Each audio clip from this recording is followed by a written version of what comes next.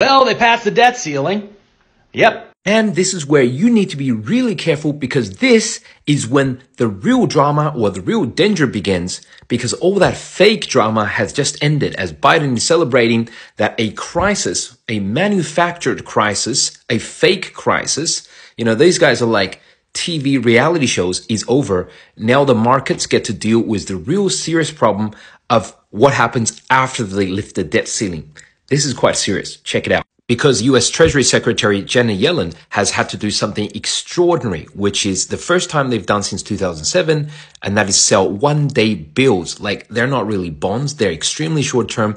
They only last 1 day. That's shorter than like a term deposit, right? Because they're so cash-strapped, it's almost down to zero. Now that Biden's about to sign the bill this weekend so they can borrow again, so they can sell more bonds and more bills. But how much are they going to sell? And how much is that going to impact the stock market and Bitcoin? Well, they're going to sell something like over $1 trillion, because the budget deficit, right? The budget deficit for the year of 2023 is something like $1.5 trillion.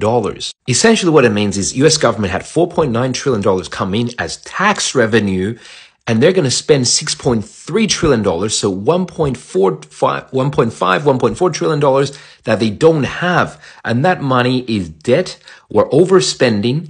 And like anybody else, they're going to need to borrow that from the public, from investment funds, from China, from Japan, from Saudi Arabia. So they need to issue bonds, and that impacts the markets a lot. Because when the US government, and this is their Treasury General account, when they spend money, the amount of money in the Treasury account goes down. It's almost at zero now, and then that money goes into the economy. But when they sell bonds to get more money, borrow more money from the economy, the money comes in and they don't spend it for a month, then that's like almost $1 trillion leaving the economy and is stuck in some government account sitting at the Fed, and it's not getting spent. Obviously, that means less money, less liquidity in the pool for stocks, for Bitcoin. Think about that. At the same time, of course, we all know that the Federal Reserve is doing something called QT, or quantitative tightening, which means they're also taking money out of the markets, right? By selling bonds themselves or letting bonds mature, right? And it's doing that. Of course, we all remember the Fed was printing a lot of money before, during the pandemic, and this is like $9 trillion or $5 trillion